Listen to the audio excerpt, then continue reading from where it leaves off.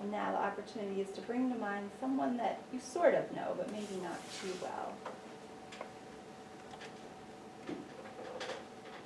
And whoever comes to mind, just let them come to mind.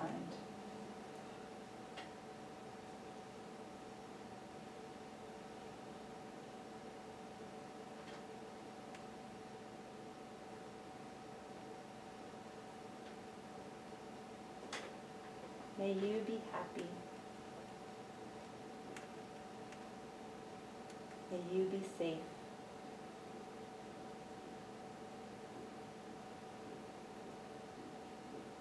May you be healthy and strong. May you be peaceful.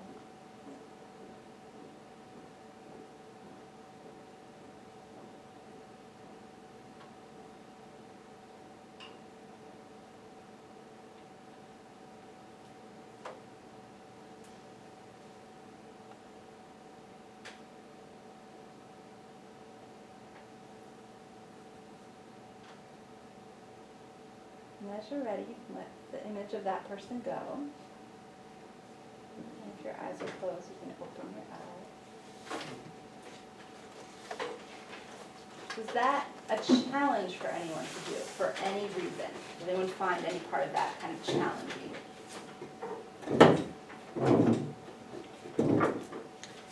By the end, I kind of drifted away and was thinking again, like, about what I was going to eat for dinner. So it's hard to keep the focus. It is.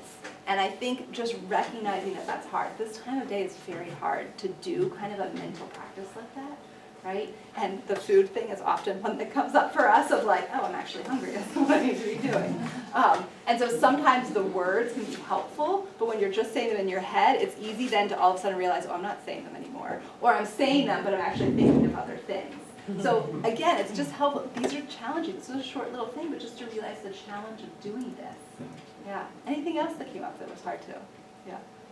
Well, like in my head, I was trying to imagine, like, what does this person like look like? Happy, look like safe, look like healthy and strong. Yeah. So for like the person that I didn't know as much, I was like, I don't really know like what would make this person happy. Like what should I like be sending off into the universe for them? So it kind of made me want to get to know them more. That's a really interesting thing, right? So you were kind of almost changing your image with each of the words. Yeah. Thank you. I was going to say, it was interesting because I noticed that for the other people, it was really just me talking to the person. Mm-hmm. When I was saying it for myself, I was judging myself how I'm not meeting that expectation of like, you know, how can I be healthy and strong? I could go to the gym. I could be eating better. Or how can I be peaceful? I don't do the yoga that I should be doing. It's like when I'm talking to other people, it's just I'm feeling these things for them. For myself, it's like, how could I be doing this better? And so it's like it's good to recognize that. It's so important to recognize that it felt more natural to do it than to do it for yourself. And recognizing when your judging mind comes in, right? You don't judge someone else for doing it, right? Exactly. But somehow we think it's okay to do that for ourselves. And some people it's the reverse. Some people will judge everyone else and then they think that they're just perfect. It's not as it's more rare to do that. But just right, so even doing something simple as this brings these recognitions to us of like, oh, maybe I just need to accept as I am right now. That's who I am. If there are things I want to change, sure, I can think about that. Yeah, thank you. The spirit was willing, but the body was weak. I dozed off a couple of times. I mean, I saw as soon as some people close their, and I actually almost thought about this for this one of doing the old, like everyone who wants to, put your head down on the desk. Right? There are times, and this is often what happens when you try to do a practice, your body tells you what it really needs. I really need some sleep right now. I really need some food right now. Like, our mind will do this for us, and the more we pay attention, we're like, oh, okay, thank you. Thanks for that insight. Mm-hmm. Yeah, and that's fine, right? That's what you needed. Little cat nap there.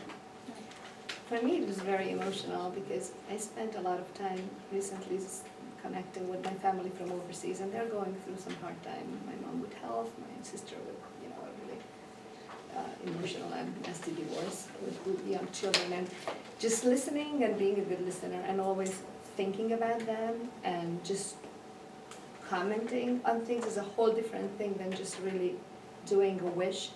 And it's just, it really brought tears to me, just wishing these things are just so powerful. And these are basic, I think, human rights that everybody should have around the world, and yet, you know, you can get out of balance with so many things in life. that- Yes. Some people say the phrase, just like me, may you be happy. So again, then you're constantly doing, like you're putting you in it. The other thing, as you mentioned, that's so crazy about this, we don't have to have someone in front of us to send them these, right? And the key is, it doesn't matter if they ever know it, it transforms us. We feel more loving just because we just did that. Yeah. So, and this is such a simple way to, I think, build compassion. Yeah, thank you. All right. So understanding, so we're in the U now of our pause, understanding before being understood. And the most recent story I have of this, it was a former student who's now been teaching for 1 year, and they're at a very kind of outdoor alternative education environment. And so he had a student run outside who was very upset, and then Kyle started running after him and be like, Will, what do you need? Will, sorry, Will, stop. I need you to stop. I really need you to stop. And then finally it hit him to say, Will, what do you need? And then Will stopped and sat down. And to me, that is like this perfect example of understanding before being understood. And I think someone else already said a similar comment here with this evening of just the more that you can come from that place of trying to understand what's going on with someone else first, just the smoother things work. And Tina Fey's rules on improvisation are just crucial, I think, to effective teaching and to be able to do this. So the first rule of improv is you always agree. You always say yes. And I will share, I always did this when I was teaching and students didn't like it because they wanted me to tell other students when they were wrong. So like if they offered something and I would say yes and kind of build on their answers. But a student would be like, no, they can't say that, like that's such a wrong thing. And I know that by telling them if they're wrong or no, they're never gonna wanna contribute, right? They're never gonna be a part of it. So the second rule of improv is to not only say yes, but yes and.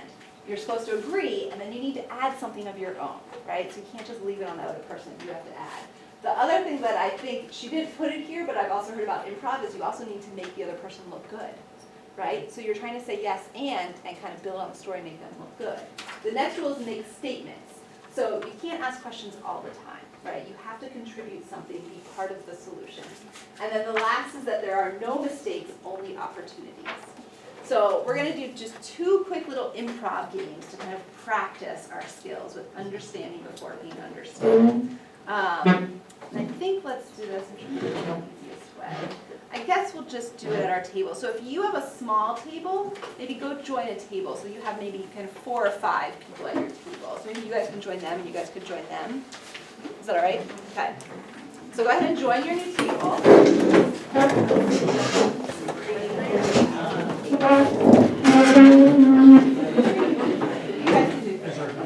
Alright, so the first one you're going to do is called countdown from 21. So in your group, you're going to count down from 21, see as far as you can get. If any 2 people say the same number, you start over. So if you want to close your eyes, or if however it helps you to do this, you're going to tune in to the other people at your table, and you're just going to count down from 21 to 1. So anyone can just put a number out there. And if 2 people say the same number, you just start over. So again, this is not about reaching 1, but it's about tuning in to the other people in your group and just knowing when it's your turn to add a number. Okay? And so we'll do it sort of quietly so that you're not hearing the numbers from all the different places. All right, so whenever you're ready, whoever ready can start at 21.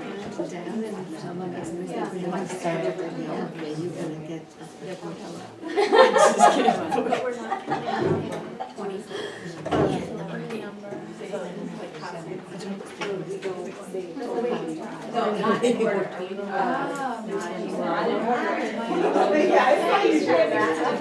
Yeah, so anyone can. Oh, I see. Like when you were presenting. She said 20. You can start. You're not going around in order. Yes, thank you. I know. Oh, that's the thing. No. Just like, No, we're tuning into each other's energy.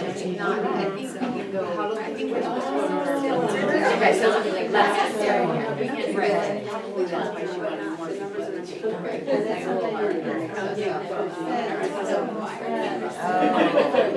have to say all the numbers? Yes, yes. So we the numbers in order. We have a Matthew here trying to change the game, that's fine.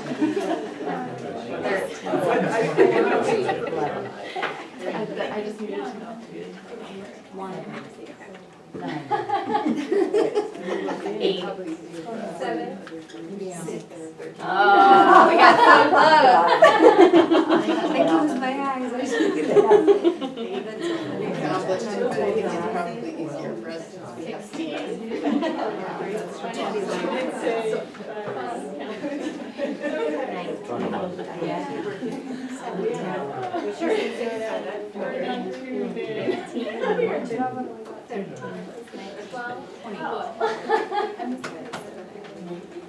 I almost said 12. I was like, for being honest.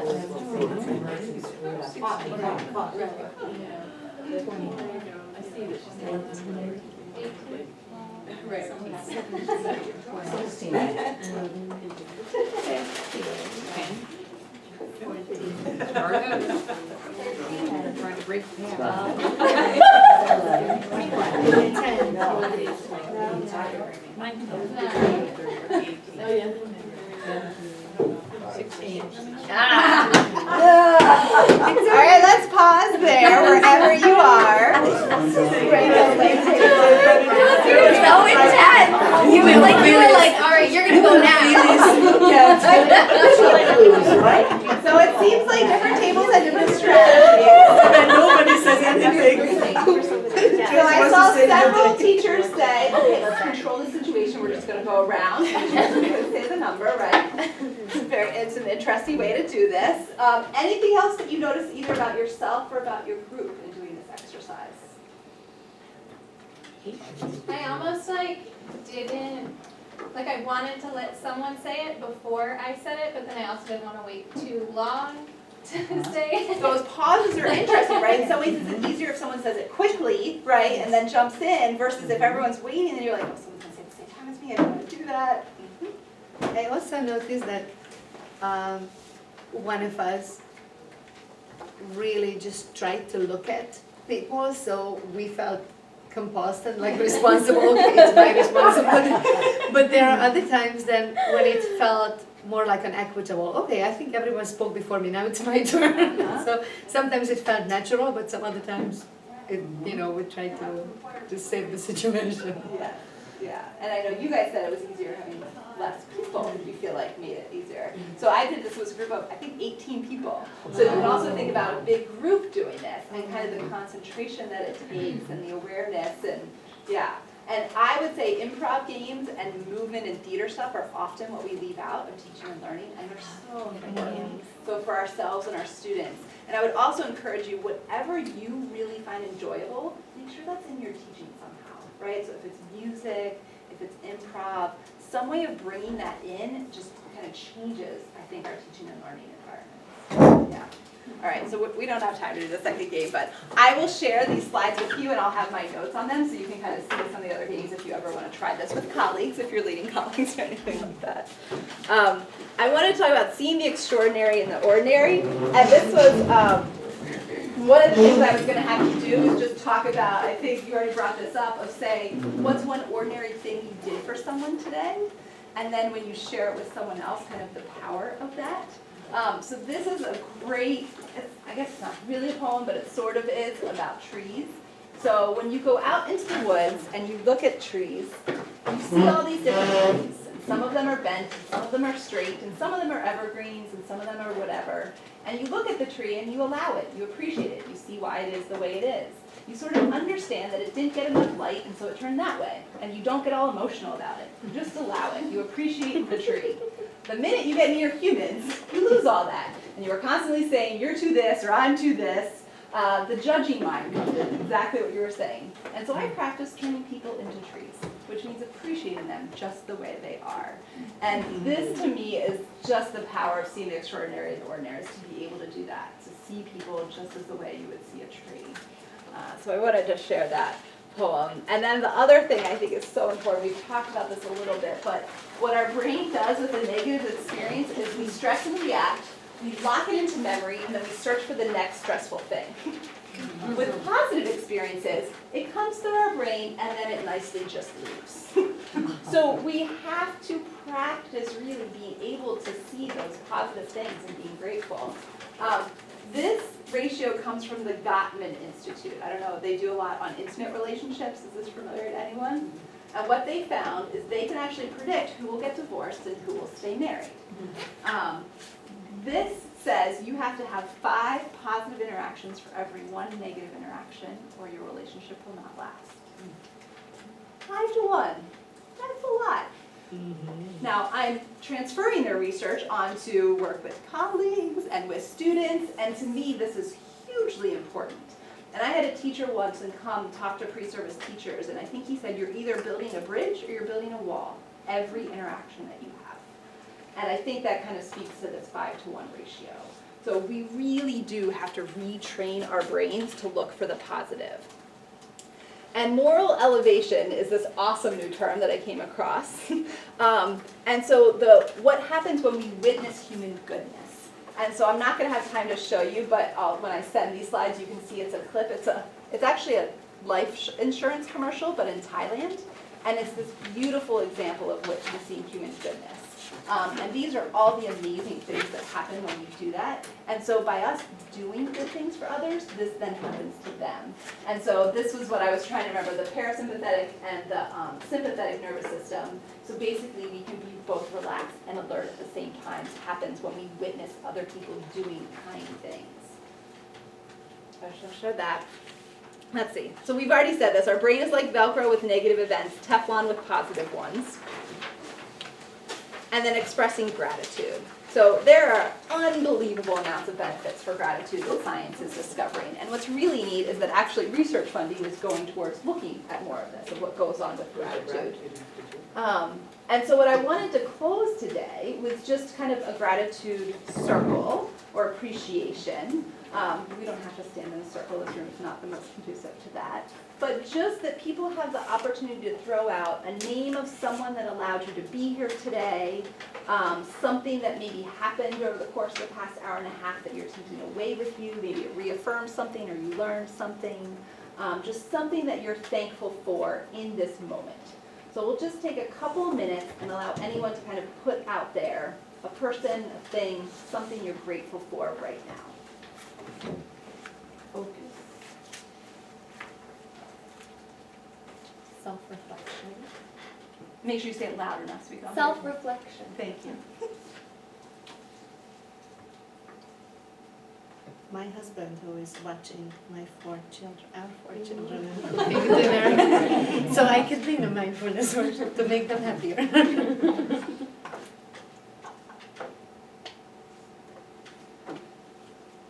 Colleague who stepped into my duty station so that I'd be able to leave school just a little bit, or right at time, rather than having to wait a few more minutes.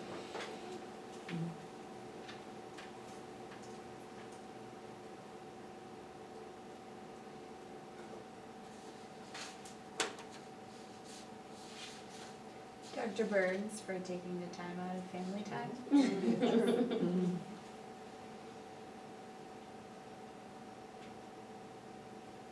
The teachers that I work with.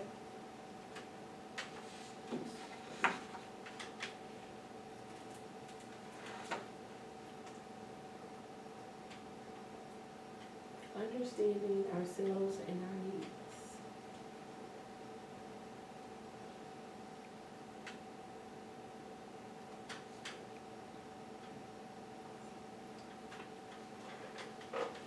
Well, that is a beautiful one to close on, I believe. I think it's very important to end on time. So this is just a quote that I had at the end, that if you must look back, right, so we sometimes live in the past or the future, do so forgivingly. If you must look forward, do so prayerfully. However, the wisest thing you can do is to be present in the present gratefully. Maya Angelou. So this is just a reminder of pause, and then I just wanted to say thank you. So I think this quote is sometimes what we try to do. So I'm learning how to relax, doctor, but I want to relax better and faster. I want to be on the cutting edge of relaxation. Please don't feel like you need to do that. Thank you for having me.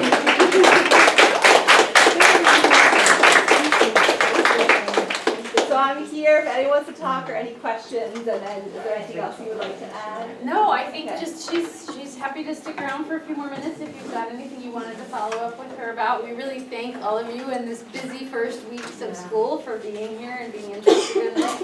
We've got plenty of food up here, so please take food. And I think that I neglected to say at the beginning, I realized after I sat down that you're the president of the Mind in Education Network right now. Do I have the name of that right? Yeah, and so there, it's a listserv if anyone's interested. It's a nice way, just people will post questions or resources. And so it's mindfuled.org, I'm pretty sure. Yeah, and so it's a great, and then we do an annual conference, which may or may not work depending where you are, but we actually had one at American University a couple of years ago. Yeah. Yep, thanks. Thank you. Yeah. Have a wonderful day. Enjoy the rest of this gorgeous weather we're getting. Enjoy it, come back to us. Great for the weather.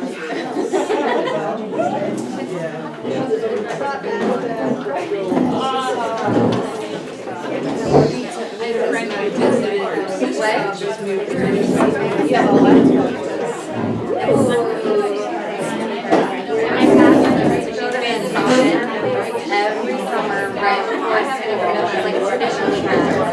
And my dad was kind of fun, but we haven't been able to do that this year before my school year.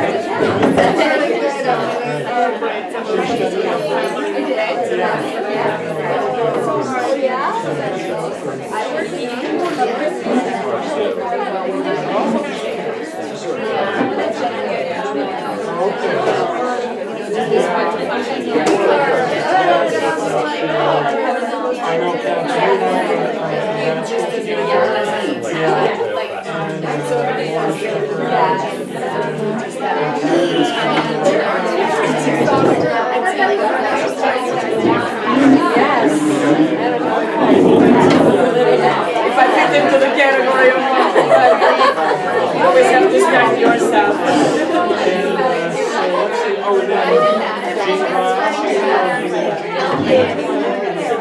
He's gonna go home and he's gonna think, what the heck happened to you?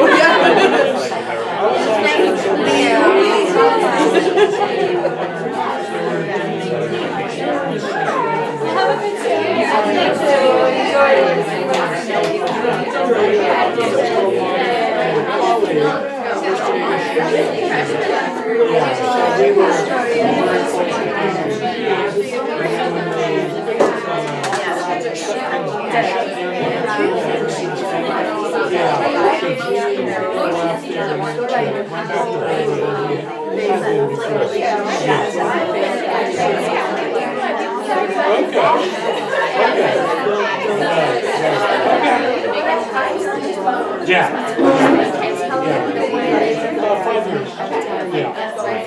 Oh, it's great.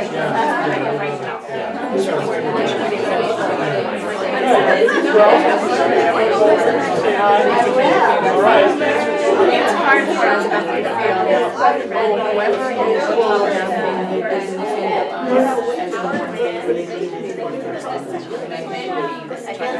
So what was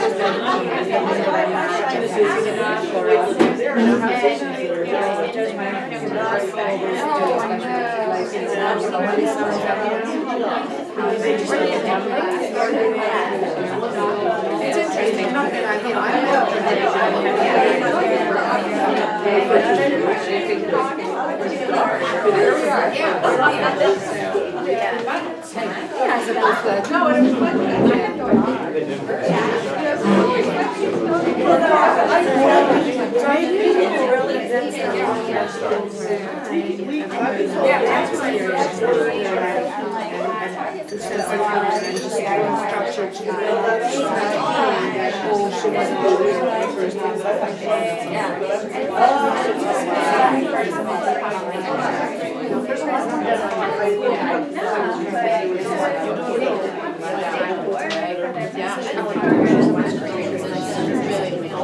Yeah. Oh, I thought so. The second, I thought, oh, sure.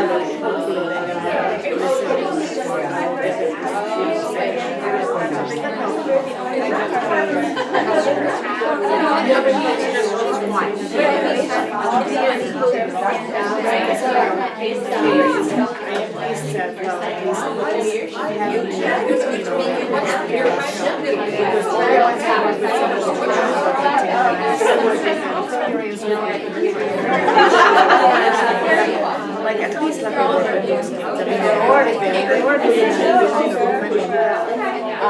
and then do the second one. But we'll see. And then the fourth grade, yeah, you guys were that fourth last time, third grade, or the children. I know. And which is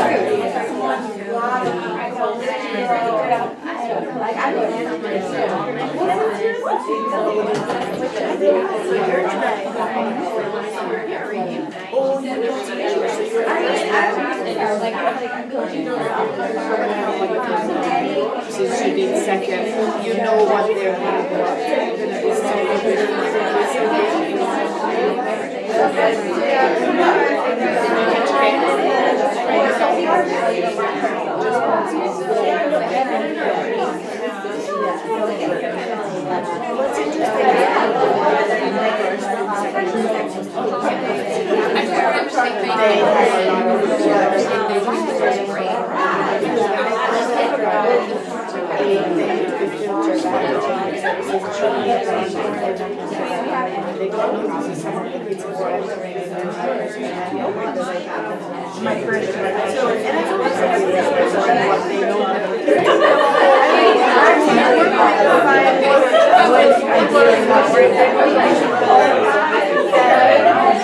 that's what used to make it.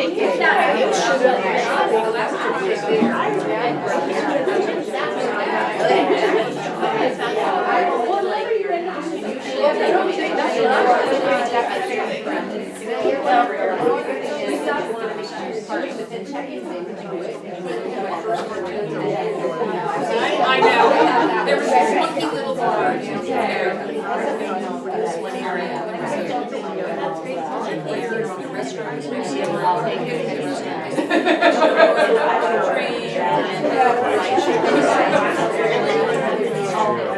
Yeah, I'm kind of,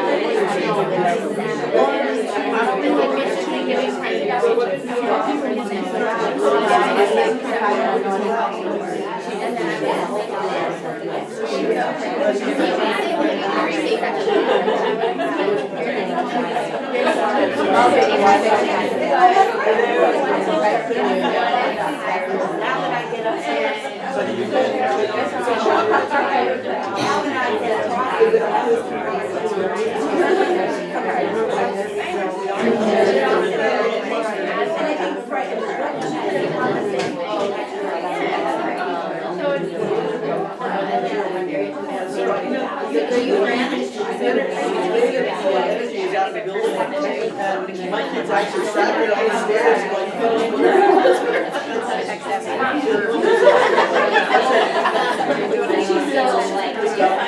so they sat there, they were great kids, they just sat there like the others, okay. Put that in my room. I don't even have a emergency in my room.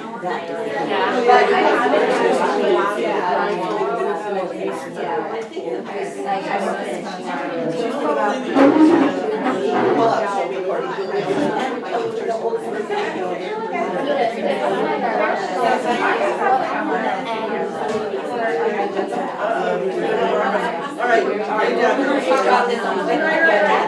thanks so much for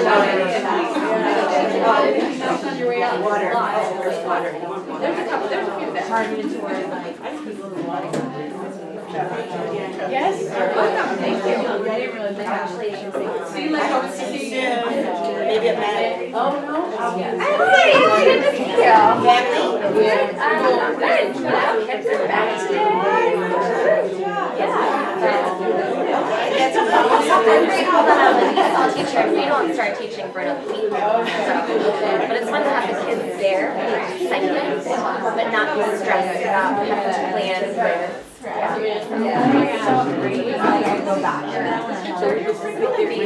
Well, technically, this will be my 5th year at the school. I know. It'll be my 4th year at the teacher, right? Because I interned there as well. Yeah.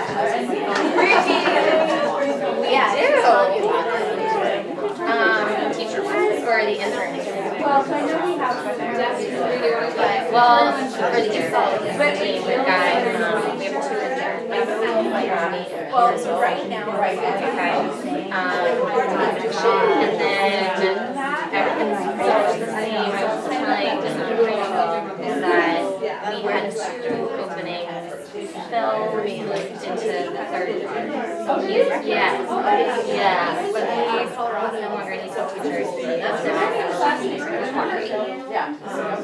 And then, so, Lynette, Miss Barr, kindergarten. Like one of the things that was. No, she was a kindergarten teacher at her school. She moved into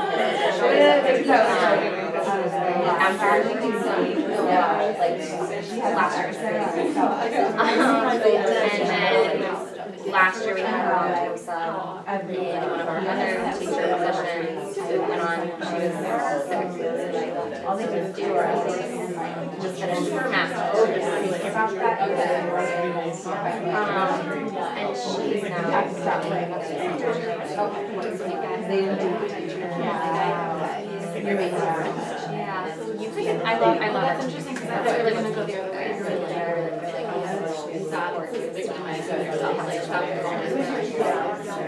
Like, don't blame other people for your profession. No, it's like taking Or it's okay, so do blame yourself. Yeah, that's why I was like, no, this session is actually like something I did. And then it was like, Right, it was like, I stressed myself out. that's not, Like, I can't do in my personal life. Something I'm working on, and she's going out and she's like, I think I know how to handle it, but I don't want to set any more for myself, I'm excited about it. instead of like being, I don't want to. I'll let them know. I know that, like,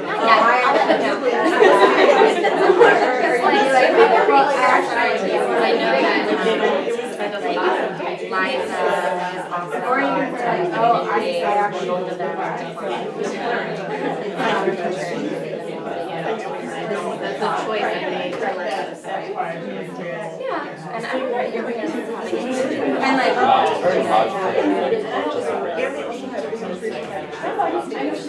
well, so like the first episode is like this.